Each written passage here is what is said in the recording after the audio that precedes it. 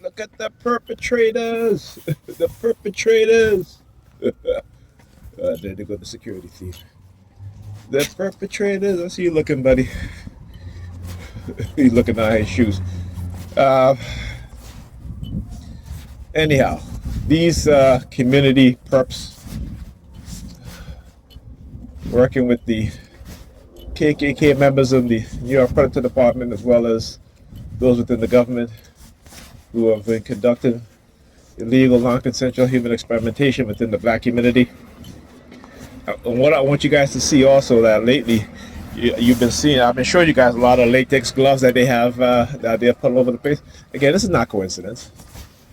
This is not coincidence, right? This is not a coincidence. But this is what they do.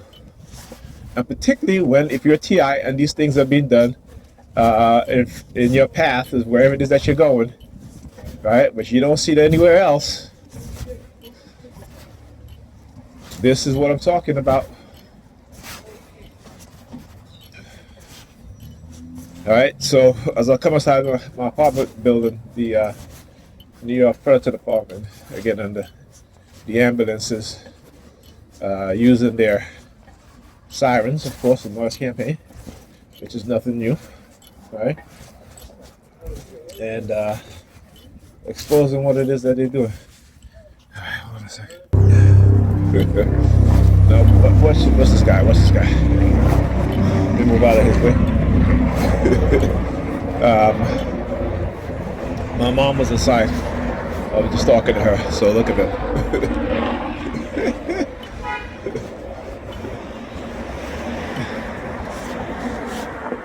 So they love to have my mom inside at times with her healthcare worker as a form of a threat. You know, they do these threats that they engage in. It's just hilarious, right? Did you see? Look at him, you know, as he stood up there doing the hand signal. Tell you, bunch of criminals. Bunch of criminals. You know what they say? They say ignorance is bliss. Ignorance isn't bliss. Ignorance is stupidity. Our people are being manipulated, even, you know, getting some of the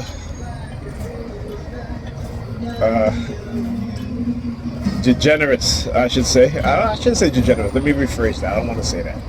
No. You basically stood over there waiting.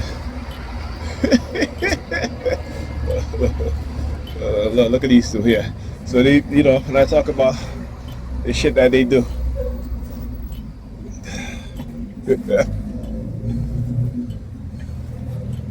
So they have my mother outside.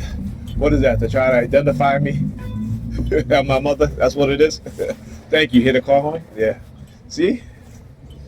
When I talk about these things, not only do I show you guys these things, but you guys have to understand that this is the way in which the system, I should say, as Bob Marley would say, Babylon system, you know, keeps people down, even though they're keeping the majority of black people at the bottom, right? But what they are doing, particularly within the black community, is again understanding who they see could pose a real threat, right? And it ain't your celebrities, it ain't your wealthy black people that they don't pose a threat. They all want to be integrated in the white society and be part of that, you know. And again, I'm not faulting them for that. What I am saying is that with their mindset, right, their lack of consciousness, and you would think, for example, some of them, particularly the rappers like Jay-Z and so forth, Nas, Dr. Dre, you know, you would think that they have more of a consciousness, right? But I understand that people can be brainwashed and manipulated. I keep talking about this, right? All right, that you can change a person's belief system in a decade, right? You can give them a totally different mindset. All it takes is 1 decade. And you do it in such a way that they don't even know, right? By introducing them to certain people, right? By putting them in certain positions, okay? You know what I'm saying? By selecting new friends for them. You know, and of course, those friends are going to come with some sort of benefit, right? Either a business partner or so forth, right? Like I always say, you know, how come none of these black celebrities don't annually support HSBCUs? Think about it. But you have, I remember reading a story of Dr. Dre donating $50 million to Stanford University. Why? Stanford University, what the fuck did Stanford ever do for you, Dr. Dre? Right? Back when you were making music in the 80s, I mean, you still make music today, but when you started in the NWA, people at Stanford look at you like a lowlife. But now you're a multi-millionaire, right? Donating $50 million to Stanford. Meanwhile, you have HBCUs, all right, whose campuses are deteriorated. Jay-Z always talk about being philanthropists. They don't do shit for black people. They don't do shit for black people, but they give everything to white people. White institutions, right? I mean, it's a shame. You would think that, you know, they want to create not only legacy within their children, but also have a name, you know, support these HBCUs. If you can donate $50 million to Stanford, you can donate $50 million to HBCUs. You know what I'm saying? You can, you know, you see how many HBCUs are there in America, right? You know what I'm saying? Give donations, right? Support black colleges, right?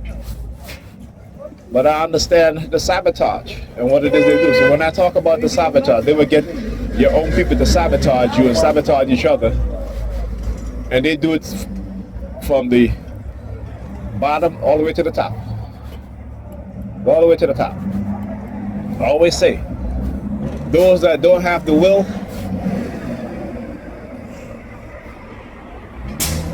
but have the means is what they want. And those who have the will but don't have the means is what they don't